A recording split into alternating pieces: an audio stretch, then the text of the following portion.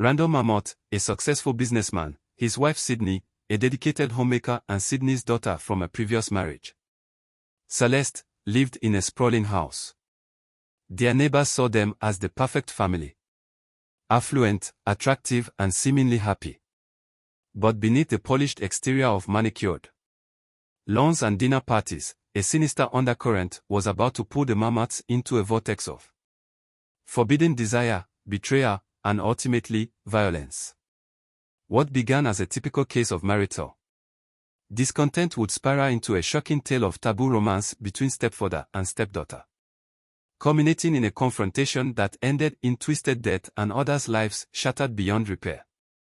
Randall and Sydney Marmot's romance began like many others, with a chance encounter at a charity gala in Philadelphia in the spring of 2010. Randall, then 35, was a rising star in the world of finance, known for his sharp mind and charismatic personality. Sydney, 32 at the time, was a divorcee with a young daughter, working as an interior designer for wealthy clients. Their whirlwind courtship captivated their social circle. Randall was smitten by Sydney's elegance and wit, while Sydney saw in Randall the stability and success she craved after her tumultuous first marriage. Within 6 months, Randall had proposed, presenting Sydney with a dazzling diamond ring that became the envy of their friends. The wedding, held at the prestigious Rittenhouse Hotel, was the social event of the season. Sydney's 7-year-old daughter Celeste served as the flower girl, her cherubic face beaming as she watched her mother marry the man who would become her stepfather. For the first few years, the Marmots seemed to thrive. Randall's career continued to soar, and he was soon made partner at his firm. Sydney threw herself into the role of the perfect corporate wife, hosting dinner parties and charity events that cemented their status in elite circles. She doted on Celeste, ensuring the girl wanted for nothing, from the best schools to extravagant vacations, but as the novelty of their new life together wore off, cracks began to appear in the foundation of their marriage. Randall's long hours at the office and frequent business trips left Sydney feeling neglected. She had given up her career to support his, and now found herself increasingly isolated in their large empty house. Sydney's attempts to rekindle the romance were met with indifference from Randall, who seemed more interested in his spreadsheets than his wife. Their conversations, once filled with laughter and shared dreams, became terse exchanges about household matters and Celeste's school schedule. By the time Celeste entered high school, the Marmots' marriage existed mostly for show. They slept in separate bedrooms, citing Randall snoring as the reason to curious friends. Their interactions were cordial, but cold, like business partners rather than loving spouses. Sydney threw herself into volunteer work and her role as Celeste's mother, living vicariously through her daughter's achievements and social life. Randall buried himself deeper in his work, taking on more responsibilities at the farm and spending even less time at home. Neither was willing to admit defeat and file for divorce. Their shared fear of scandal, the comfort of their lifestyle, and concern for how it would affect Celeste kept them trapped in their loveless union. Little did they know that their carefully maintained facade was about to crumble in the most unexpected and tragic way. As Celeste blossomed from a precocious child into a striking young woman, the dynamics in the Marmot household began to shift. Now 18, in preparing for college, Celeste had inherited her mother's grace and her biological father's vivacious spirit. Celeste's relationship with her mother had always been close, if sometimes strained by Sydney's tendency to overprotect and live through her daughter's experiences. With Randall, however, things had been more complicated. In the early years of the marriage, he had been a doting stepfather, attending her recitals and helping with homework. But as his marriage to Sydney cooled, so did his interactions with Celeste. They changed during Celeste's senior year of high school. Randall, perhaps feeling the weight of his own mortality as he approached 50, began to take a renewed interest in his stepdaughter's life. He attended her dance performances, beaming with pride from the audience. He engaged her in conversations about her college plans, offering advice on majors and career paths. Sydney at first was pleased to see Randall finally acting like part of the family again. She encouraged the father-daughter bonding, hoping it might somehow bridge the gulf in their marriage, but as the months wore on, she began to sense something unsettling in the way Randall looked at Celeste, in the way their conversations would stop abruptly when she entered a room. Celeste, for her part, found herself drawn to Randall in a way that both excited and confused her. His attention made her feel seen in a way she hadn't before. She began to dress more carefully when she knew he'd be home to seek out his company. Under the guise of needing help with college applications or financial advice, their attention in the house grew palpable. Family dinners became a minefield of loaded glances and double entendres. Sydney watched with growing unease as her daughter and husband orbited each other, their gravitational pull seeming to exclude her entirely. As Celeste's high school graduation approached, the mammoth house was a powder keg of unspoken desires and simmering resentments. None of them could have predicted the explosion that was to come or the devastating aftermath that would follow. Sullen between appropriate stepfather-stepdaughter affection and something more sinister was crossed on a rainy night in April, just weeks before Celeste's graduation. Sydney was out of town for a charity event, leaving Randall and Celeste alone in the house. They had settled in to watch a movie, a bottle of wine between them. Randall reasoning that at 18, Celeste was old enough for a glass or two under parental supervision. As the wine flowed, in the storm raged outside, their inhibitions lowered. Celeste, emboldened by alcohol in the charged atmosphere, confessed to Randall that she had always found him attractive.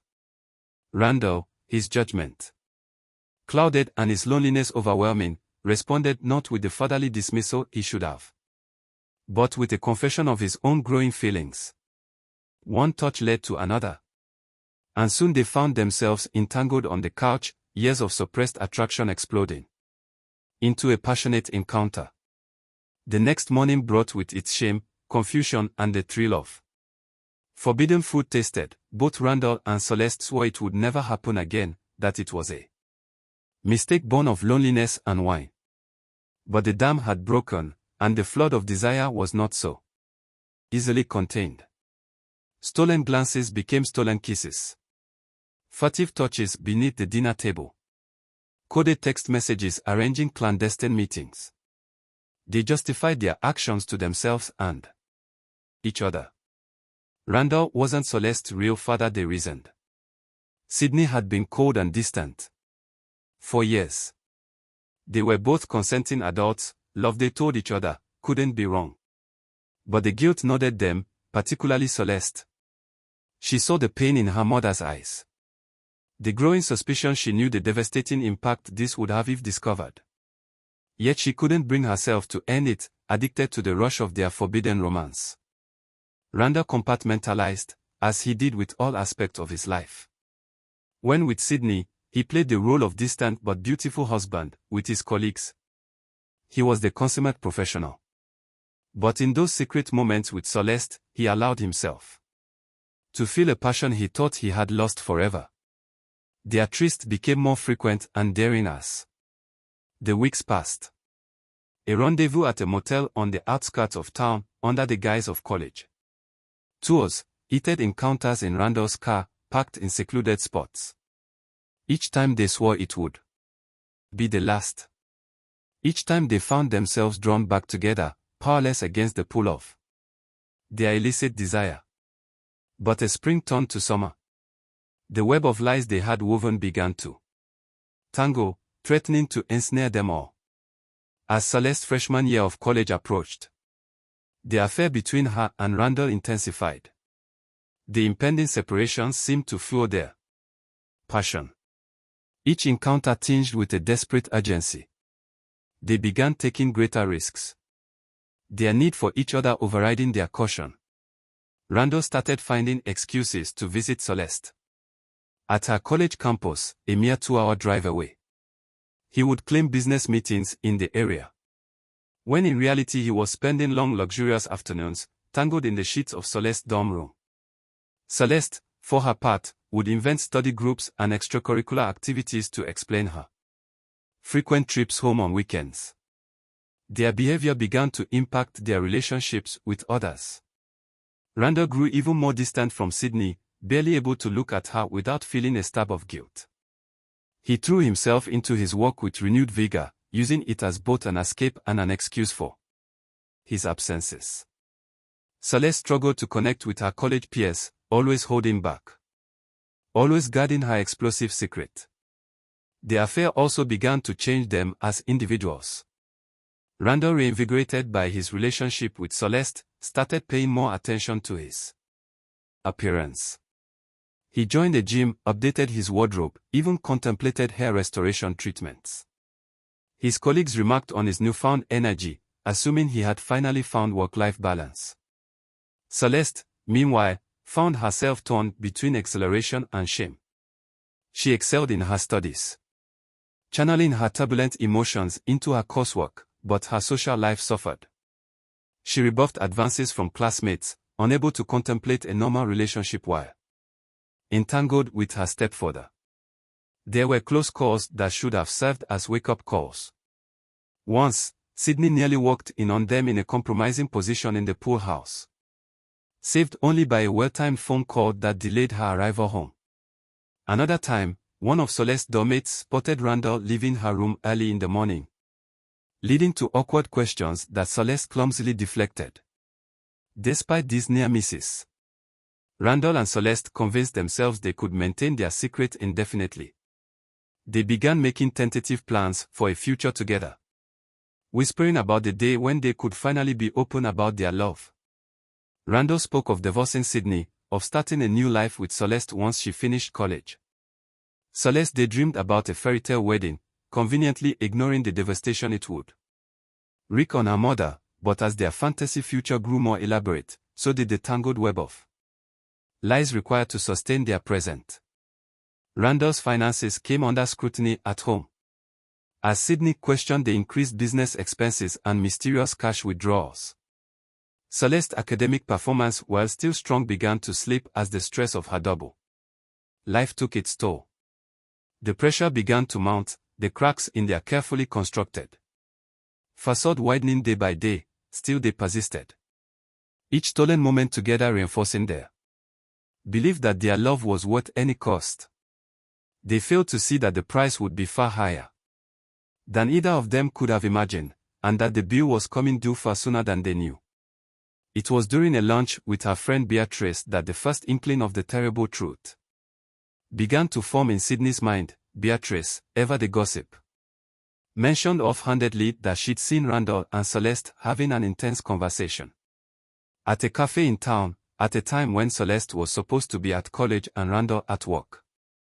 The way Beatrice described their body language, leaning in close hands touching on the table, sent a chill down Sydney's spine. She brushed it off, laughing too loudly and changing the subject. But the seed of suspicion had been planted. From that moment on, Sydney began to pay closer attention to the interactions between her husband and daughter. She noticed the lingering glances, the inside joke she wasn't privy to, the way they always seemed to find reasons to be alone together. As the evidence mounted, Sydney found herself trapped in a state of denial.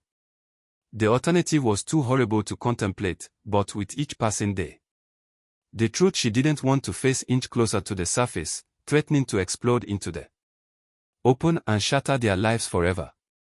The day Sydney's world imploded started like any other. It was a warm June morning, the air heavy with the promise of summer storms. Sydney had plans to meet friends for lunch, but a last-minute cancellation left her with an unexpected free afternoon. On a whim, she decided to surprise Randall at his office. Perhaps suggest an impromptu date night to rekindle their faltering connection, but Randall wasn't in his office. His assistant, flustered by Sydney's unexpected appearance, let slip that Mr. Mammoth had left early. mentioning something about a family emergency. Sydney felt her blood run cold. There was no family emergency she knew of.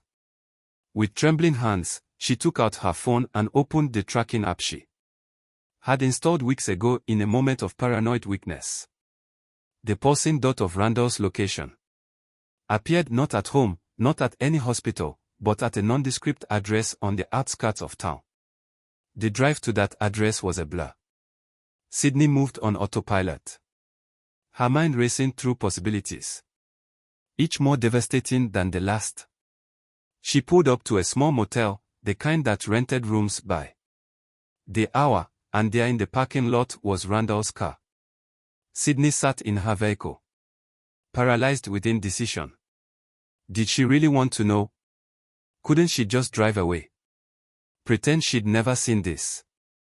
But then another car pulled into the lot. Celeste beat up College Honda.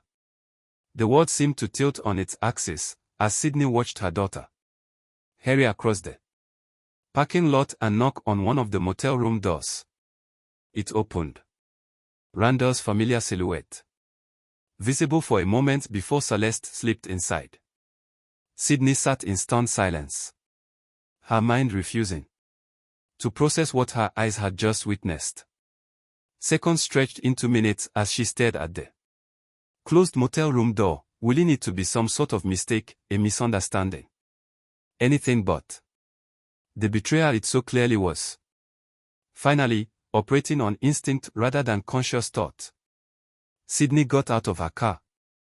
She raised her hand to knock, then paused, her fist trembling in midair. From inside she could hear muffled laughter. Celeste's musical giggle, Randall's deeper chuckle. The sounds of happiness and intimacy twisted like a knife in her gut. With a deep breath, Sydney stilled herself and rapped sharply on the door. The laughter inside abruptly ceased, replaced by hushed panicked whispers. She knocked again, louder this time. Her comfort soared, cracking as she called out. The silence stretched for what felt like an eternity before she heard movement inside. The door opened slowly, revealing Randall, his hair mussed and shirt hastily buttoned. Behind him, Sydney could see Celeste, her face a mask of guilt and fear. In that moment, as Sydney looked from her husband to her daughter, the full weight of their betrayal came crashing down upon her. Her world, already fragile, shattered completely. The tension in the small motel room was suffocating as Sydney stepped inside, her eyes darting between Randall and Celeste. For a long moment no one spoke. The only sound was the hum of the ancient air conditioner and the pounding of Sydney's heart in her ears. Randall was the first to break the silence, his voice strained as he attempted to explain. But Sydney cut him off, her voice eerily calm. Randall stepped forward, attempting to shield Celeste. Sydney, please. This isn't Celeste's fault. A harsh laugh escaped Sydney's lips. The argument escalated quickly. Years of pent-up resentment and betrayal pouring out.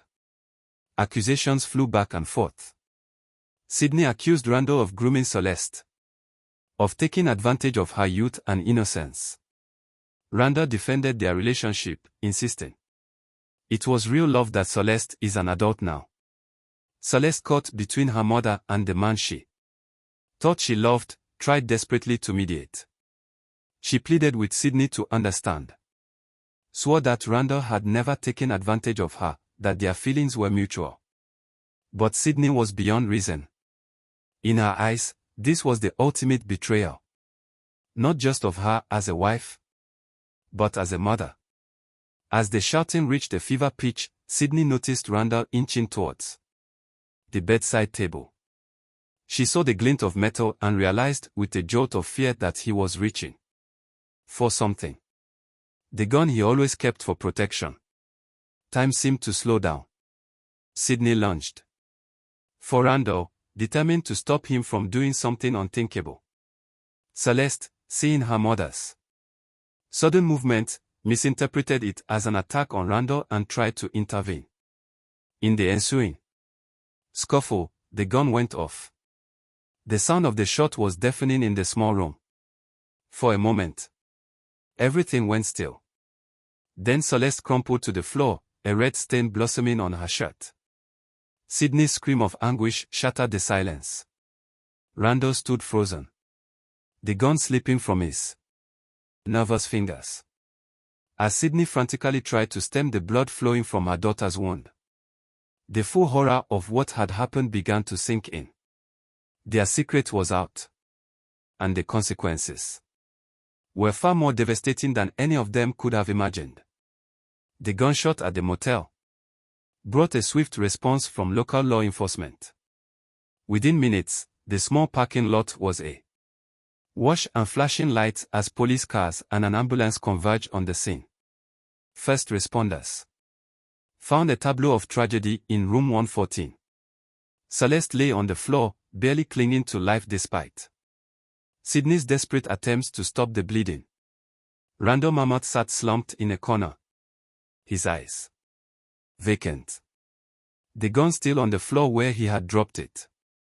Sydney, her hands and clothes covered in her daughter's blood, alternated between frantic pleas to the paramedics and incoherent sobs. Detective Liam Donovan, a veteran of the small police force, took charge of the scene. As Celeste was rushed to the hospital, Donovan began the grim task of piecing together what had happened in that motel room. The physical evidence was clear enough. One shot fired, one victim. The gun registered to Randall Mammoth. But the why of it all was murkier. Initial questioning of Sydney and Randall yielded conflicting stories, both too distraught to provide a coherent account of events. As news of the shooting spread, the quiet community was rocked by shock and disbelief. The Mammoths had always seemed like the perfect family. Successful, respected, involved in local charities.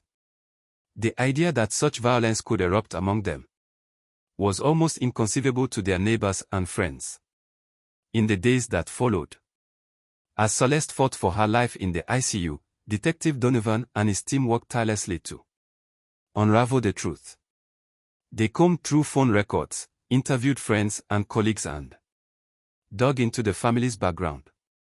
Slowly, a picture began to emerge of a family not nearly as perfect as their polished exterior suggested.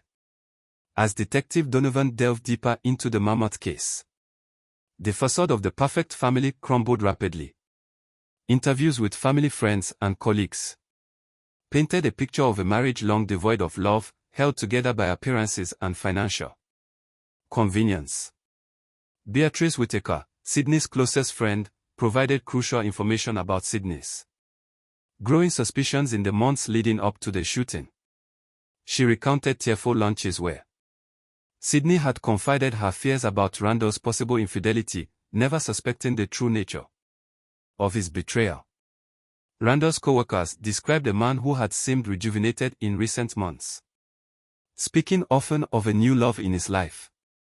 They had assumed he was having a typical midlife crisis affair, never imagining the object of his affection was his own stepdaughter. But it was Celeste, college roommate, who provided the most damning evidence. Once assured of police confidentiality, Zoe shared a trove of text messages Celeste had sent her, detailing the affair with Randall, and the sort of giddy, love-struck language typical of a young woman in the throes of what she believed to be true love. The digital trail proved to be a goldmine for investigators.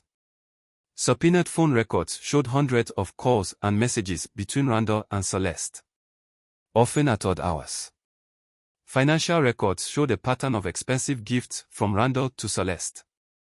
Jewelry, designer clothes, even a car, all carefully hidden from Sydney. There were records of hotel stays, weekend getaways disguised as business trips or college visits. As the evidence mounted, the full extent of Randall and Celeste's deception became clear. This was no sudden passion, no momentary lapse in judgment. The affair had been going on for over a year, meticulously planned and hidden from Sydney in the world. The revelation of the affair shed new light on the events in the motel room. What had first appeared to be a case of accidental discharge during a heated argument now looked more like a potential crime of passion as Celeste slowly recovered in the hospital. The question on everyone's mind was, who had really pulled the trigger? Was it Randall attempting to silence Celeste to save himself, Sydney in a fit of rage at their betrayal, or Celeste herself, overcome with guilt and shame when confronted by her mother? The truth, Detective Donovan suspected, might be more complex than any of them had initially thought. District Attorney took personal charge of the case after reviewing the evidence gathered by Detective Donovan and his team. She made the decision to charge both Randall and Sydney Marmot with attempted murder. Randall, once the picture of corporate success, appeared haggard and defeated in his orange jumpsuit. His defense team, led by high-powered attorney Xavier Brockton, argued that the shooting had been a tragic accident, the result of a struggle for the gun during a heated family argument. Sydney, by contrast, seemed to have aged years in the weeks since the incident. Her lawyer painted her as a victim, a woman betrayed by her husband and daughter, who had acted in self-defense when she believed Randall was reaching for the gun to silence them both. The question of Celeste's role in the incident loomed large over the proceedings. As the only witness to the shooting besides her parents, her testimony would be crucial. But Celeste, still recovering from her injuries, had so far invoked her Fifth Amendment rights, refusing to testify against either parent. In the end, Randall Marmot accepted the plea deal. In a hushed courtroom, he pleaded guilty to aggravated assault, receiving a sentence of 10 years in prison. As he was led away in handcuffs, he locked eyes with Sydney one last time, a look that spoke volumes about the pain, betrayal, and regret that had torn their family apart. Sydney charges against her dropped, left the courthouse a free woman, but one irrevocably changed by the ordeal. Within months, she had sold the family home and moved out of state, seeking a fresh start away from the whispers and sidelong glances. Celeste, once she recovered from her physical wounds, faced the daunting task of healing her emotional and psychological scars. She withdrew from college, entering intensive therapy to deal with the trauma of the shooting and the complicated emotions surrounding her relationship with Randall. Her relationship with Sydney remained strained. The breach of trust between mother and daughter, a chasm not easily bridged. The Marmot case faded from the national spotlight, but its impact lingered. It served as a cautionary tale, a reminder that even the most picture-perfect families can harbor dark secrets. The community, shaken by the violence that had erupted in their midst, began initiatives to address domestic violence and promote healthier family dynamics.